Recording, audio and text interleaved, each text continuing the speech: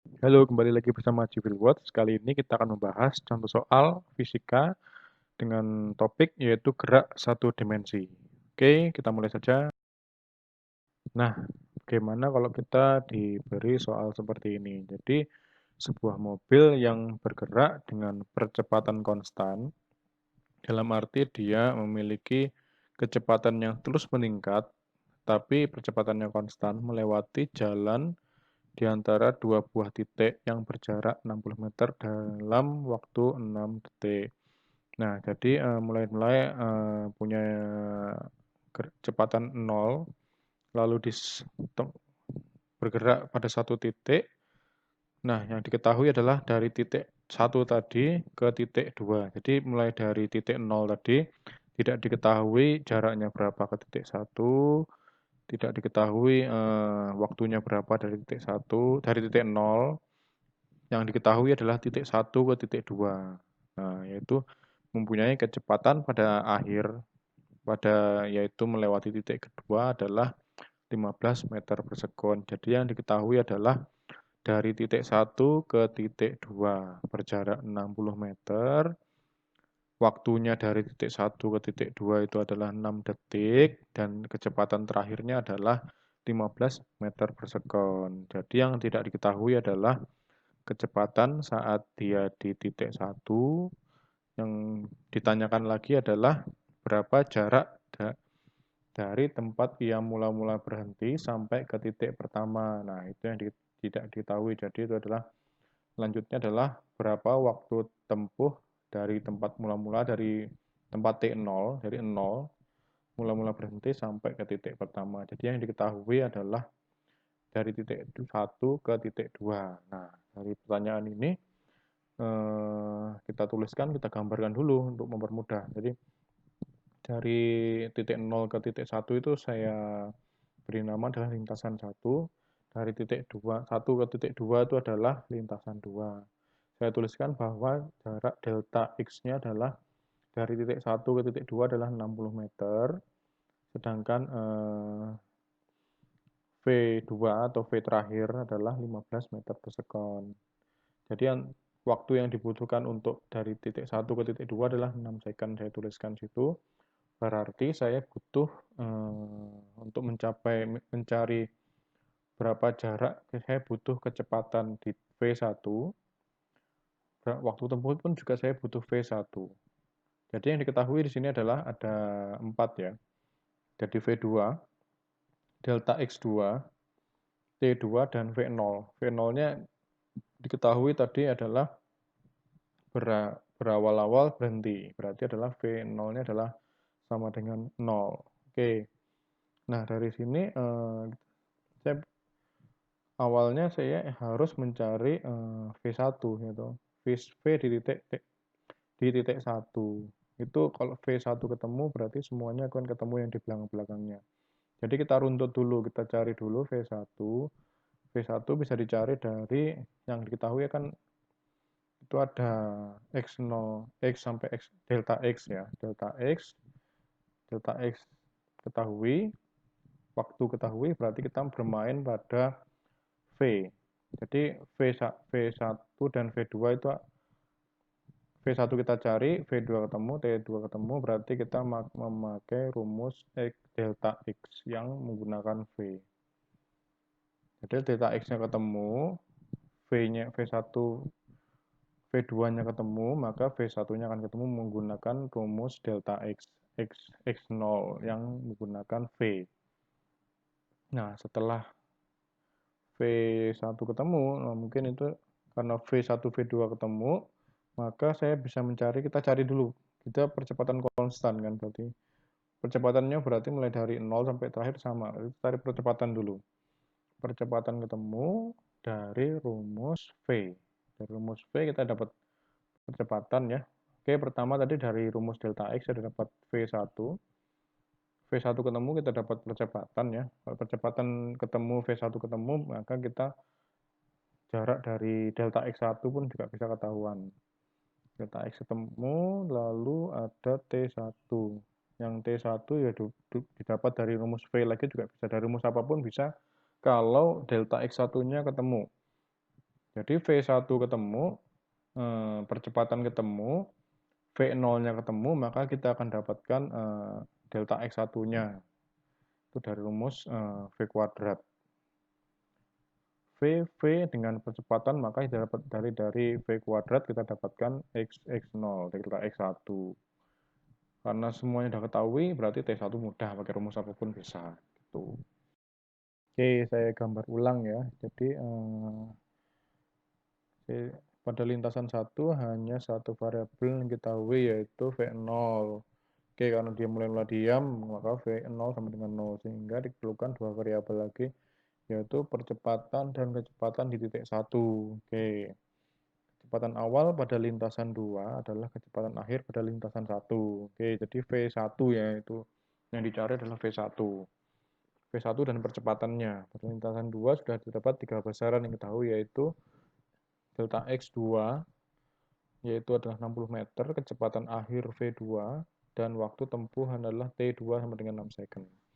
Jadi gunakan persamaan pertama, yaitu untuk mencari V1 ya, atau V02 ya, yaitu menggunakan delta X. Rumus delta X, X02 sama dengan V02 plus V2 per 2. Dikalikan T2 itu ada di rumus atas. Rumus delta X yang menggunakan V.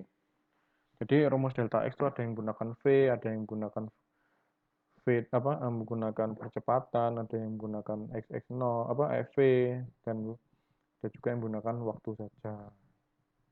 Nah, jadi kita gunakan cari rumus delta X yang gunakan hanya V aja, V dengan T.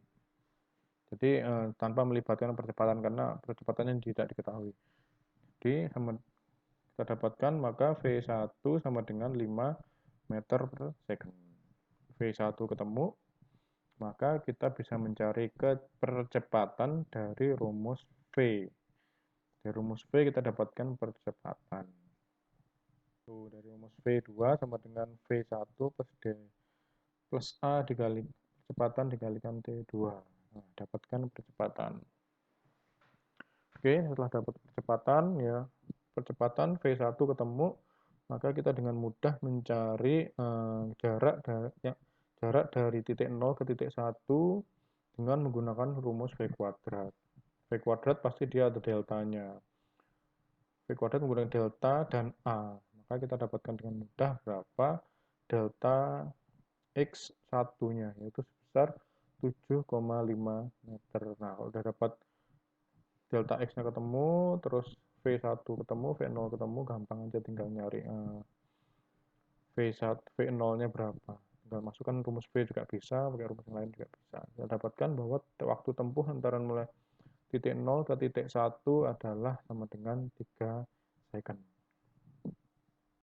Nah, selanjutnya yaitu sebuah mobil bergerak dengan kecepatan 2,2 meter per second kuadrat pada saat lampu lalu lintas melayani hijau, berarti mulai dari kecepatan 0 ya, dari lampunya hijau langsung dia tancap si mobil. Pada saat yang bersamaan pada saat yang bersamaan truknya langsung, jadi tanpa berhenti dia melewati dengan kecepatan konstan sebesar 9,5 meter per second. Jadi ya, truknya walaupun dia punya kecepatan awal sama dengan 9,5 meter per second, tapi dia tidak memiliki percepatan. Sedangkan mobil memiliki percepatan sebesar 2,2 meter per second kuadrat, berarti suatu saat nanti mobil akan menyusul si truk. Karena kecepatannya si truk ini adalah konstan, sedangkan percepatannya si mobil ini juga konstan, berarti kecepatannya terus meningkat. Itu. Nah, yang ditanyakan adalah kapan, di mana, dan pada kecepatan berapa mobil tersebut kembali menyusul truk. Oke, pertama-tama untuk mempermudah pengerjaan soal yaitu kita gambarkan dulu. Jadi kita gambarkan dulu truk mempunyai percepatan sama dengan 0, sedangkan V0-nya kita ketahui adalah 9,5 meter per second. Sedangkan mobil kecepatan pertamanya 0 atau V0 pertamanya 0, tapi memiliki percepatan sama dengan 2,2 meter per second kuadrat. Nah, kapan si mobil ini akan menyusul truk kembali gitu kan. Berarti saat truk dan mobil berada pada tempat yang sama, juga bertepatan pada waktu yang sama. Jadi mobil dan truk di mana dia berpapasan atau di tempat yang sama dengan jarak yang sama dengan titik nol tadi, dan juga dia pasti dia memiliki waktu yang sama dengan si truk. Nah, berarti kedua kendaraan ini memiliki rumus delta X yang sama gitu di waktu yang sama. Berarti bisa pakai rumus waktu, bisa pakai rumus delta X. Tetapi di sini kita tidak memiliki rumus waktu, adanya hanya delta X. Berarti kita pakai rumus delta X untuk truk, kita pakai rumus delta X untuk mobil, lalu kita samakan, maka kita dapatkan berapa waktu bertemu mereka, begitu. Oke, kita gambarkan ulang. Oke, yang A kita pada waktu berapa ya? Berarti kita samakan dulu rumusnya si truk sama si mobil untuk mencari delta X. Jadi delta X pertama untuk mobil yaitu karena diketahui adalah V0, maka pakai rumus delta X yang V0 dikalikan T sama dengan 9,5 T. Itu untuk rumus persamaan pertama.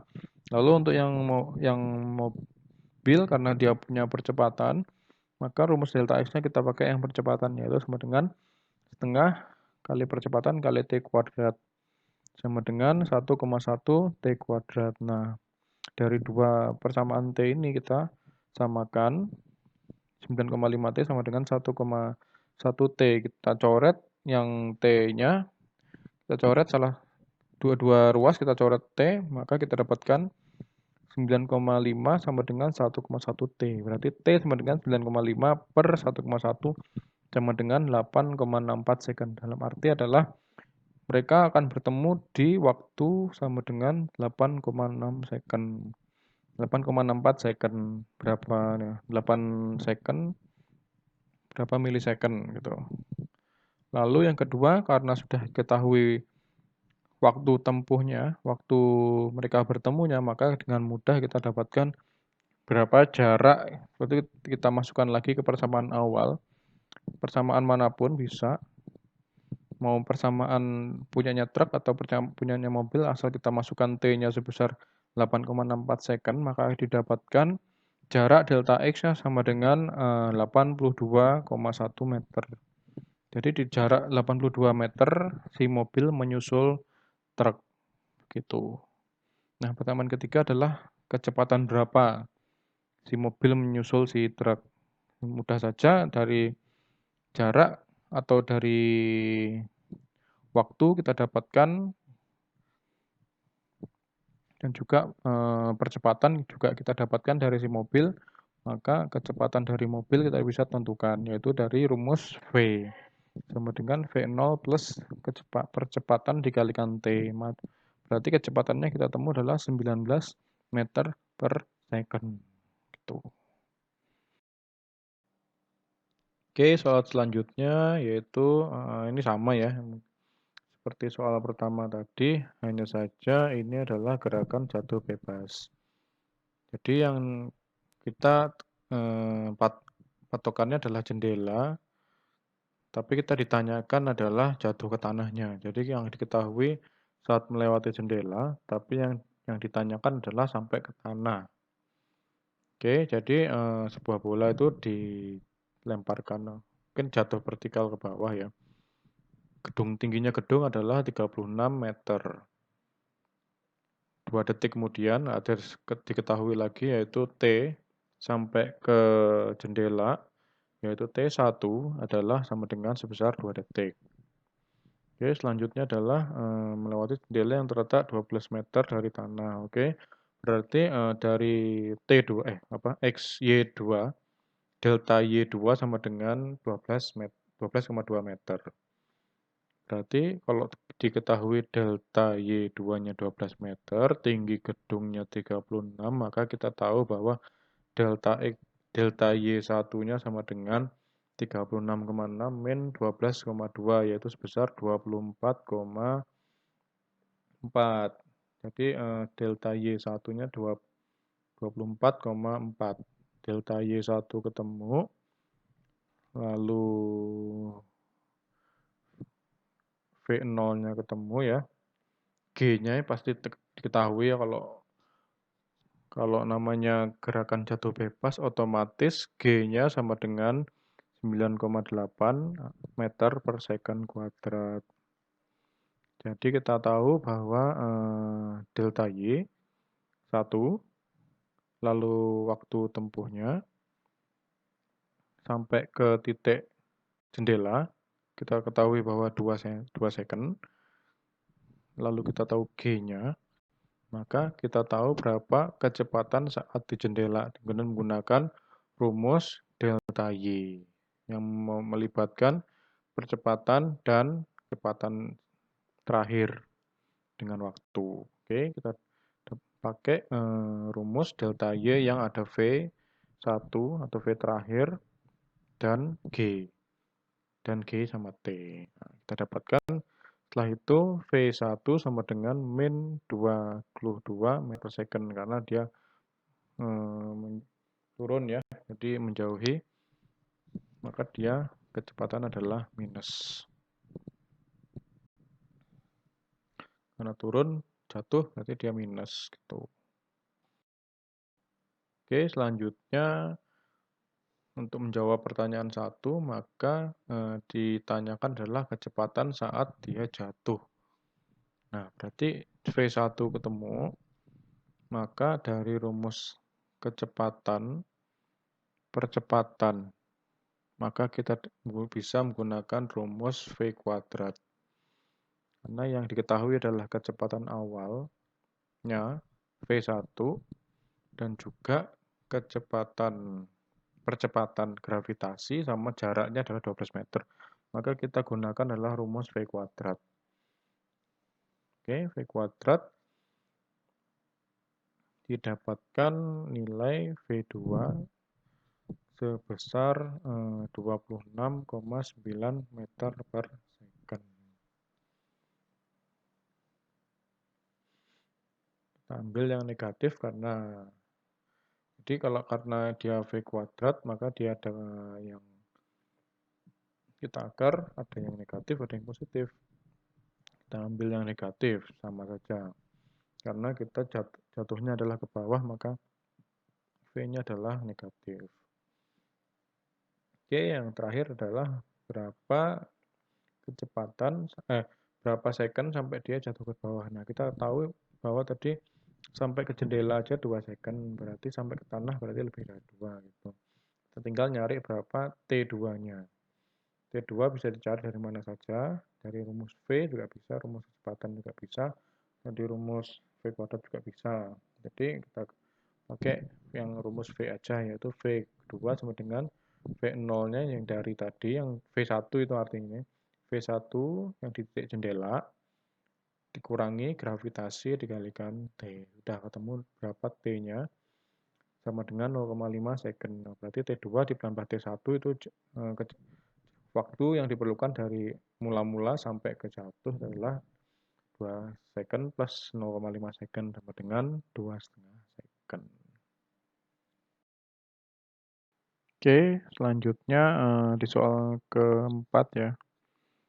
Ini sebuah batu dilepaskan dari sebuah jembatan yang tingginya 50 meter di atas permukaan sungai. 1 detik kemudian, sebuah batu lain dilemparkan vertikal ke bawah dan ternyata kedua batu itu mengenai permukaan sungai pada saat yang bersamaan. Oh, nah berarti ini ada seperti soal yang kedua ya. Jadi ini cepat-cepatan. Nah, diketahuinya juga dia akan bertemu di titik yang sama dan di waktu yang sama dia mengenai satu titik tersebut, yaitu adalah permukaan air.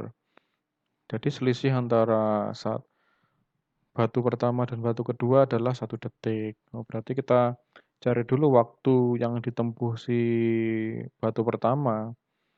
Batu pertama berarti dia jatuh bebas bukan dilempar. Kalau dilempar berarti dia memiliki kecepatan awal. Kalau yang batu pertama berarti V1 sama dengan V0-nya sama dengan 0. Nah, dari delta Y diketahui nanti kemungkinan karena diketahui bahwa Y1-nya sama dengan 50 meter, Y0-nya ya 0 ya. Jadi delta Y ketemu, maka dari percepatan gravitasi pun juga ketemu. Maka dari rumus V0, dari rumus delta Y kita dapatkan delta Y yang menggunakan kecepatan dan percepatan gravitasi ya dengan menggunakan T. Maka kita akan tahu nanti T-nya yang berapa.